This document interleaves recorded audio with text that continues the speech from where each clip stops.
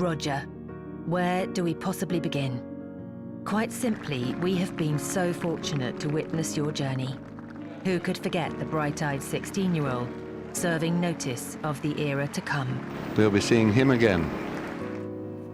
Or when the baton changed hands. Or the moment your dream came true. It's just incredible. I don't know how I do this. Again. And again. And again. And again. What about the victory that rewrote history? And the triumph that matched the greats?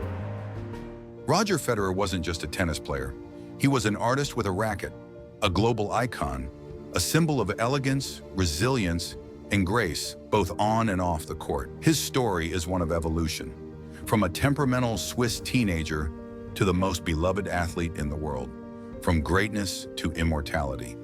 And it began not in the bright lights of Wimbledon, but in the quiet, organized calm of Basel, Switzerland, a place that would shape the foundation of everything he became. Roger was born on August 8, 1981, in the city of Basel, nestled along the borders of Germany and France. His father, Robert Federer, was Swiss, working for a pharmaceutical company. His mother, Lynette Federer, was South African, of Dutch and Afrikaner descent. Her warmth and athleticism left a lasting imprint on Roger, not just in movement, but in energy. She had played netball and field hockey back home and brought with her a competitive spirit and a vibrant cultural presence. Roger grew up bilingual, speaking Swiss German and English, later learning French as he began traveling for tennis. The Federer household was modest, not poor, but not extravagant. It was a home where respect, balance, and humility were taught, and where discipline came with affection. Roger was the youngest of two children. His older sister, Diana, was more reserved but supportive. They were a tight-knit family, and though Roger would grow up to circle the globe, he never forgot the feeling of warm meals at the dinner table, bike rides to school, and pickup games in the backyard. Even as a child, Roger was different. He was full of energy, curious, wild at times. His parents would later joke that he had trouble sitting still, always bouncing a ball, swinging a stick, or mimicking famous athletes he saw on TV. But he wasn't a golden child. He had a temper. If he lost at ping pong, he'd sulk. If a shot missed in tennis, he'd curse under his breath. The perfection he sought in sport mirrored the emotional storms he hadn't yet learned to master. He picked up his first racket at the age of 3, playing against a wall, tapping a ball for hours. His parents noticed his coordination, but it was his obsession that stood out more than his talent. He would imitate professional players, try to learn their movements, and ask endless questions. At age 8, he joined a tennis club. By 10, he was already training multiple times a week and rising through junior rankings in Switzerland. When he was 12, Roger began training at the Swiss National Tennis Center in Wimbledon, a move that took him away from home and tested his independence. It was here that the emotional fire within him clashed with the rigidity of elite coaching. He would cry after matches, break rackets, swear under his breath. His talent was undeniable, but his attitude needed work. It was his parents, particularly his mother, who kept him grounded. Lynette was never impressed by celebrity or wins. She cared about effort, respect, and behavior. If Roger acted out, she called him out. Despite the occasional emotional outbursts, Roger flourished. He didn't just hit the ball cleanly, he made it sing. He played with imagination, blending power and finesse in ways that stunned older competitors. At 14, he became the national champion of Switzerland. At 16, he moved to a new training facility in Basel, where he began working with legendary coach Peter Carter, a man who would shape Federer's early technique and belief system. Carter emphasized balance, fluidity, and discipline. He taught Roger that greatness wasn't just about winning, it was about how you played the game.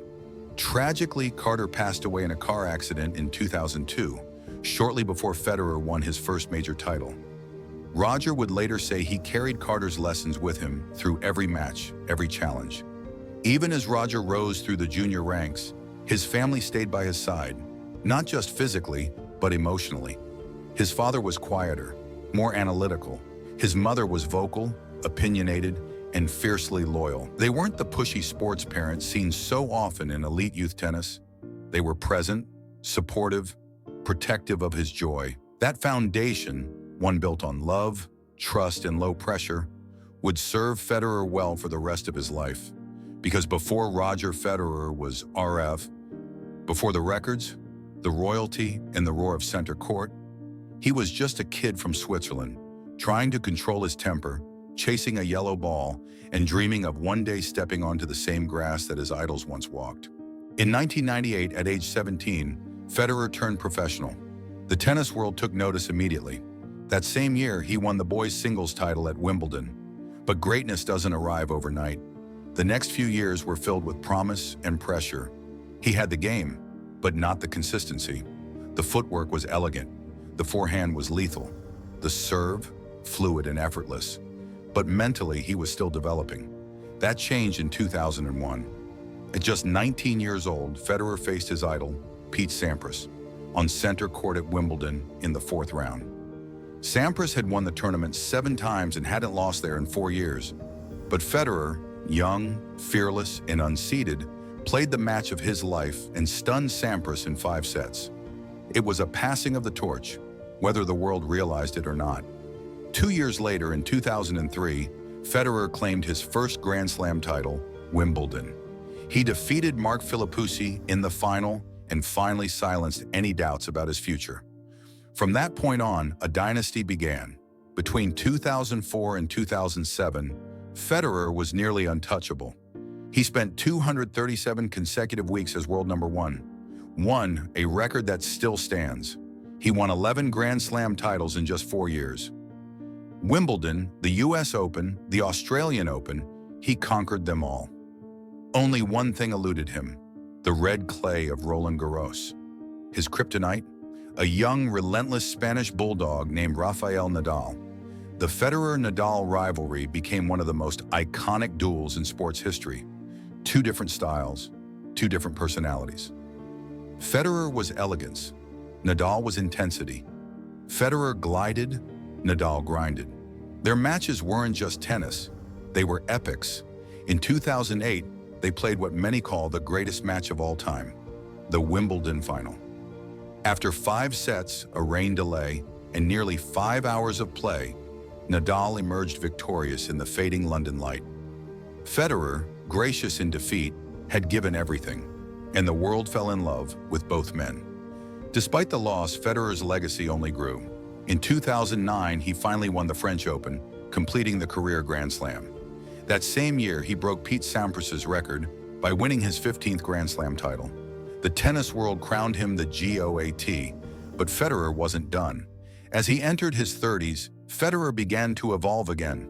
He didn't have the explosive speed of his 20s, but he became smarter, more precise, and more creative. He reinvented his game with a bigger racket, sharper net play, and mental mastery.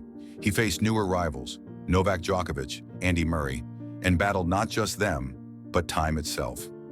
In 2012, he won his 17th major at Wimbledon. Then came the setbacks, injuries, back issues, a knee surgery in 2016. Whispers grew louder. Was Federer finished? But in true Federer fashion, he returned. In 2017, at age 35, Federer stunned the world by winning the Australian Open, defeating Nadal in a 5-set classic.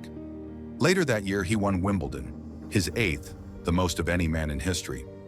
At an age when most players fade into retirement, Federer was winning slams with a smile. He added another Australian Open in 2018, bringing his total to 20 Grand Slam titles. But more than his wins, it was how he won. No one moved like Roger Federer. Every stroke looked effortless. Every shot had purpose. He brought ballet to tennis, art to aggression. He played with the crowd, smiled at the linesman, signed autographs for hours, and carried himself with humility no matter the result. He cried after wins. He cried after losses. He made tennis emotional. Off the court, Federer became a global ambassador. He was multilingual, well-spoken, and universally loved. He endorsed brands not just for money but for meaning: Rolex, Uniqlo, Wilson, Mercedes-Benz. He became a billionaire through endorsement deals and wise investments, but he never flaunted it. He was class personified. he also gave back.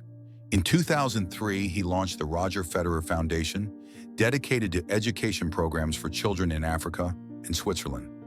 The foundation has helped over 2 million kids receive better schooling and resources. Federer visited schools, met with local leaders, and remained hands-on throughout. Roger Federer retired with 20 Grand Slam titles, 103 ATP titles, 310 weeks as world number one, and a legacy beyond numbers. He played in 1,526 professional matches, won Olympic gold in doubles, and was adored in every country he stepped foot in. No scandals, no drama, just excellence. Today, Federer remains active behind the scenes. He's building businesses, mentoring young players, working on new philanthropic projects, and spending time with his wife, Mirka, and their 4 children, 2 sets of twins. He's a present father, a loving husband, and a private man who knows what matters. And his name? It still echoes through every tennis stadium. His logo, RF, is worn like a badge of honor.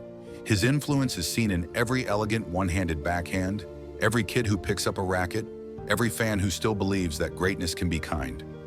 Roger Federer didn't just change tennis, he changed how we see greatness. Because greatness isn't just domination, it's dignity, it's evolution, it's resilience, it's knowing when to fight, when to let go, and when to lift others. He once said, "I always believe that if you keep working hard and stay true to yourself, good things will happen." And for 24 years, he proved it.